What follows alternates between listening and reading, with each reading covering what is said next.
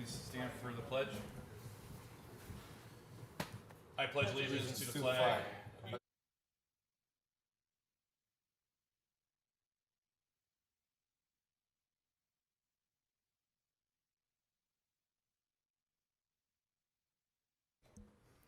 Okay, let the record show all members of the committee are present. Councilwoman Swank, Councilman Abens, Chairman Winkle. Also in attendance, we have Councilman DeVries, Councilman Jacobs, Councilwoman Awig, Councilman Boos.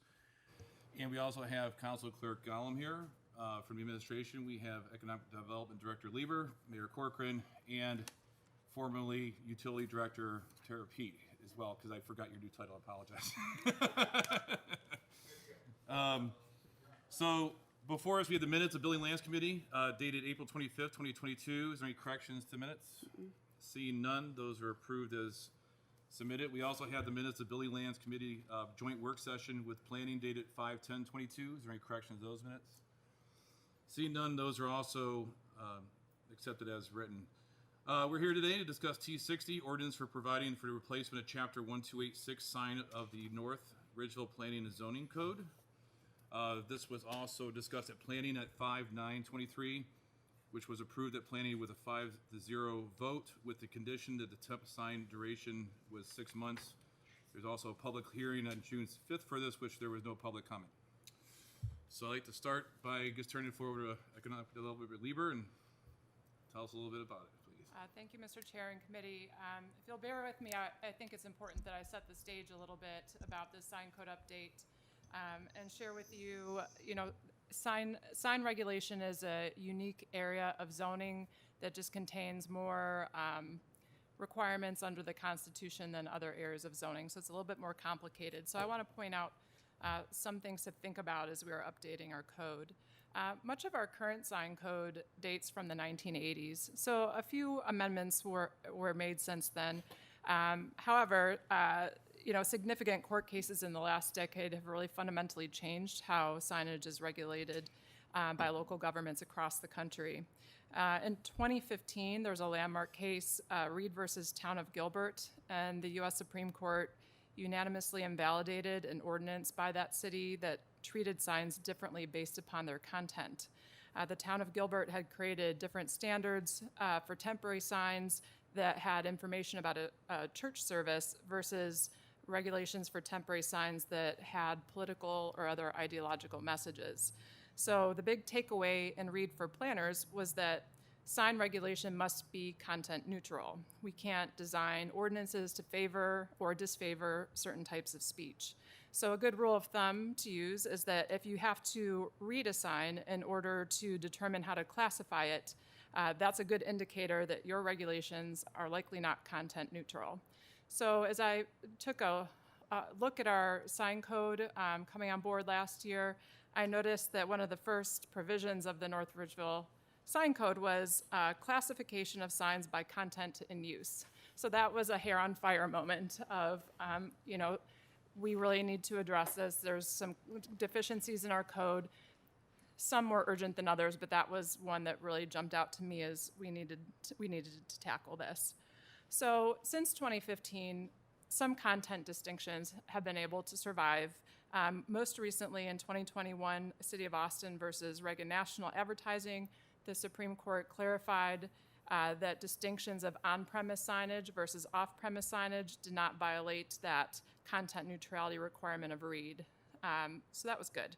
Also, in the realm of temporary signs, some communities continue to make distinctions between signs with a commercial message and signs with a non-commercial message. So communities making these distinctions are really advised to ensure that they're not placing greater restriction on that non-commercial message. So that's the First Amendment protected speech versus commercial messages, which is, primarily business advertising. So with that in mind, we began the audit and evaluation process last year. I had produced an audit in June that the Planning Commission had a work session in July of last year. We really went through the whole audit, discussed what we wanted to get out of such an update, the areas that we thought were critical to tackle, and then some other areas that maybe hadn't worked for the city as well in the past.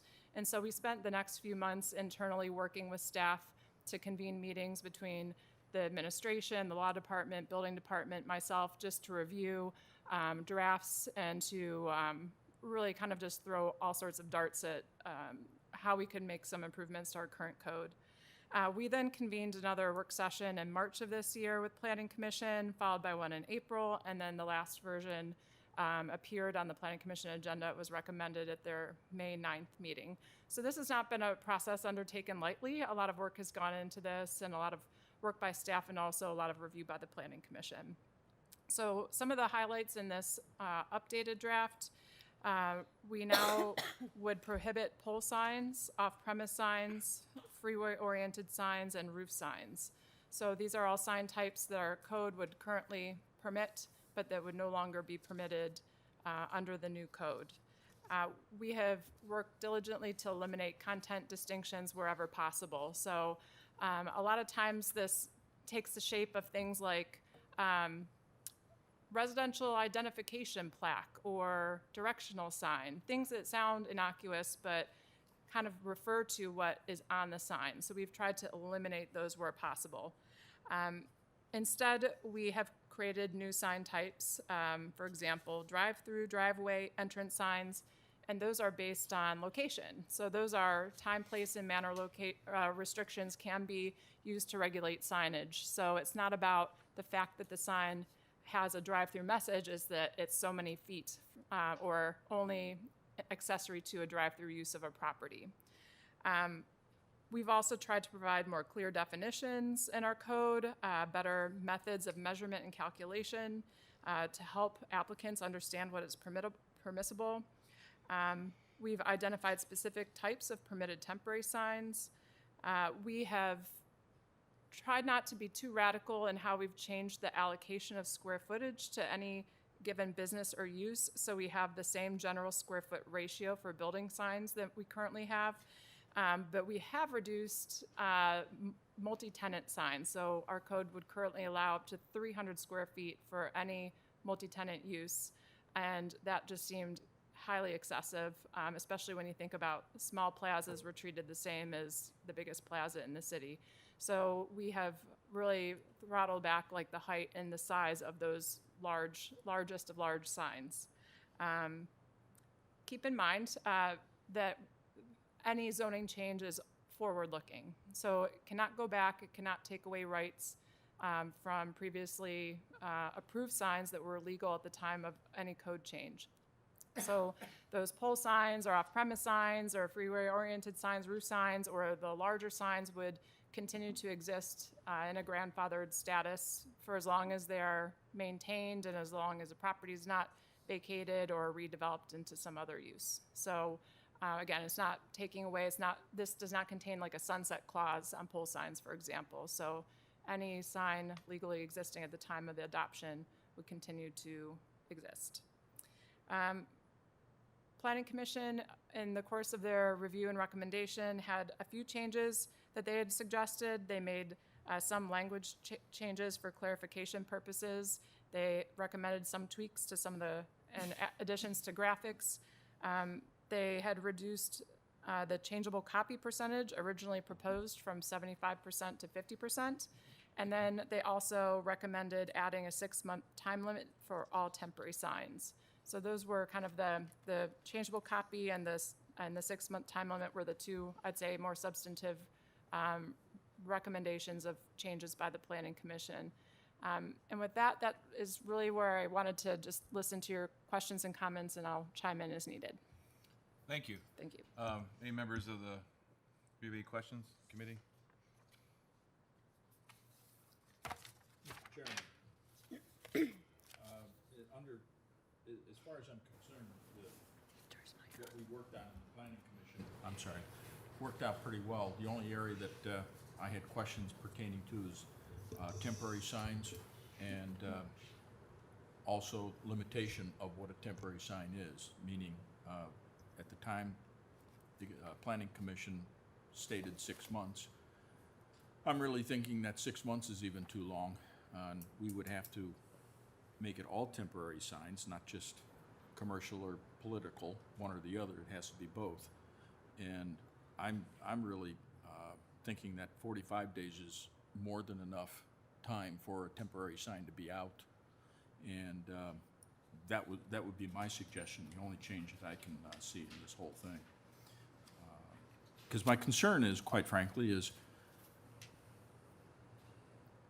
that political candidate who loses, he has no limitation as to when his sign has to be removed. So it stays up forever because he just has no incentive to remove it.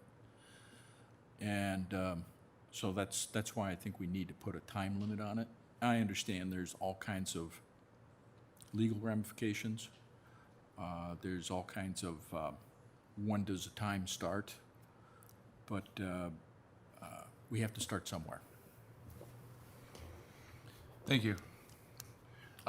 Ms. Lieber, and tied into this, I had a question or a scenario. So we have a political sign, and I think if I read this correctly, that someone could put a political sign in their yard that's up to 4 feet tall, that's not more than 8 square feet, and it could be there for 6 months. Is that right, the way this is written? Yes. Okay. So the number one, we talk about political signs not because we care that they're there. We're worried about them being there too long or often, I guess. Sharing Councilman Avens' view on it, because the only thing I really ever hear about signs other than BZA is that, or, when we go to our voting, the places where we vote, where there'll just be larger, bigger, grander signs jammed in the same small area. And I don't know if that even goes into what I'm saying, so that would be a scenario question.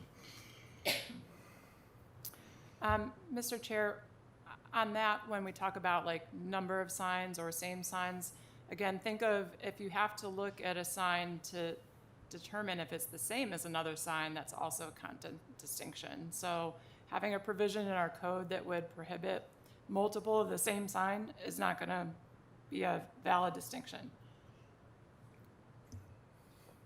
Excuse me, frog. No problem. There are timing considerations to think about, practical enforcement of our sign regulations. So, and by that I mean that, again, we cannot parse out political signs and treat them different from other types of religious signs, or, even if it's, a student in a household belongs to a sports team, like whatever time limitation we're going to put on for, that protected speech is for all types. And then we can't offer more opportunity for commercial speech than we do for that type of speech. So I would just urge council to think about the practical enforcement of such regulations that place time limitations, that, again, when a complaint comes in, an inspector would go out to view the premise, and at that point, that's when they have documented that that sign exists in that location, and that's when a time clock starts rolling, that the building department does not have any ability to go onto private property and remove signs. They have to follow, a procedure where a complaint is made through the law department to court, and it's cited, and so that, process can take a while. So I think the thought about kind of pulling off some of those time limitations was kind of recognizing also the significant difficulty in policing signage, and also the inherent likelihood that you are really attempting, as you use a complaint-based system, that that the complaints are coming on political speech. They're not coming on, the teen basketball player sign, or maybe the religious sign. It's really being focused on one area. So you have regulations that are being created that, in practical application, as a complaint basis, are targeting one area of speech more than others. So I have some of those concerns, which is kind of why the original, version to Planning Commission didn't allowed for some amount of non-commercial speech all the time and didn't have those time limits. I understand council's interest in placing time limits, and we'll do our best to enforce whatever council selects, but there are practical challenges to doing so. Documentation, follow-up, what if they pull it out for a week and move it, or put a similar looking one but it's different? All those things create complexity in enforcement. Thank you. Through the chair. The 4 feet in height, there's no width attached to it. So is it an unlimited width? Square footage. There's no width, but there's a maximum amount of square footage that Where's that at? can be. I believe it's 8 square feet, so it'll be 2 feet wide then. Oh, so it's probably next page. Right. So if it were a yard sign, for example, yard signs in residential districts shall be no more than 4 feet in height.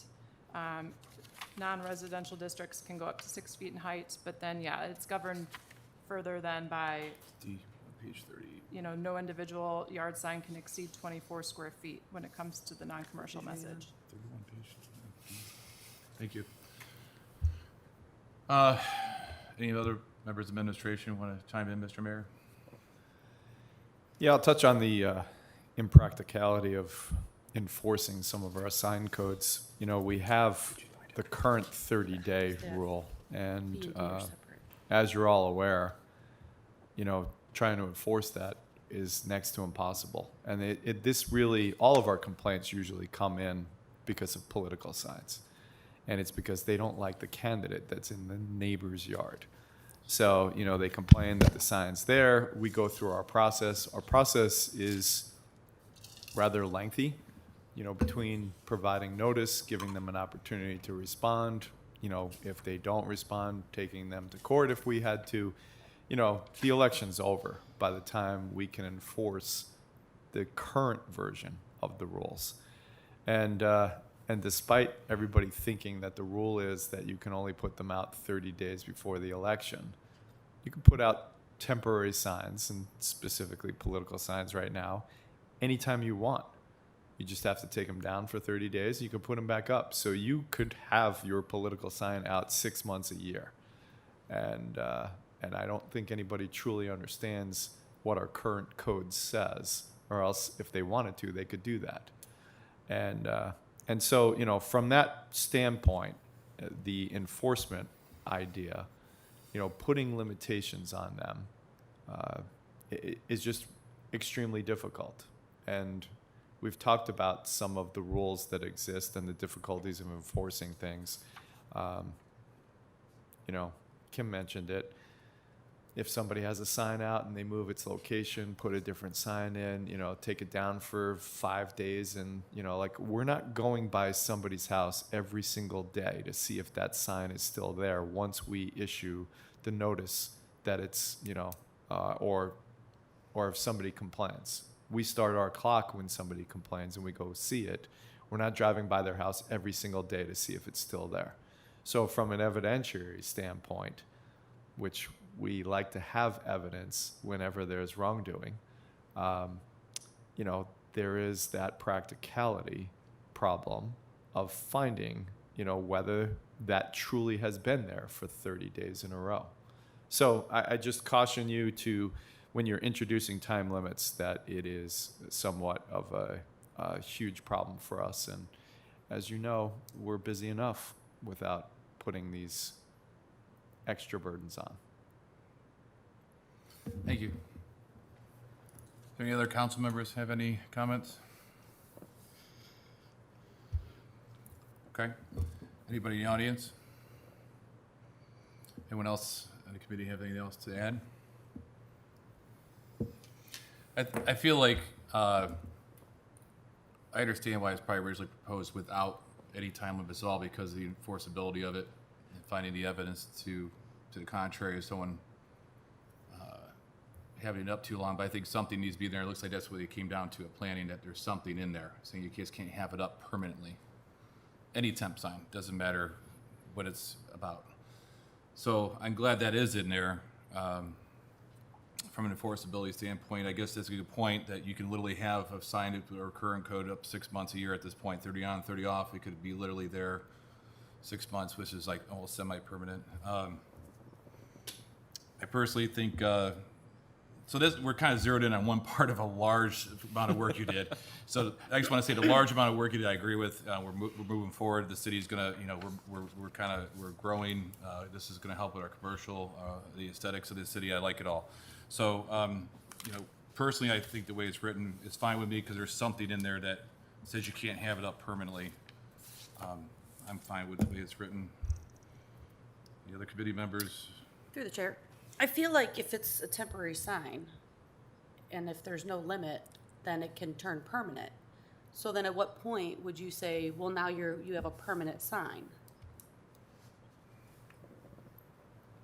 Mr. Chair, part of the definition of temporary sign also has to do with like material and construction standards. So generally, like a temporary sign is something you can remove easily. So you could pull up a feather sign or a yard sign. You know, a permanent sign generally is going to be permanently affixed to a building or on a foundation in the ground. So it's not just about like a time limit. It's also about the kind of style and construction materials and those types of things as well. So I know like the word temporary, it's like automatically you're thinking of time, but it's a little bit beyond that too. It's also about the types of temporary signs that are permitted, their durability, and the construction and installation techniques.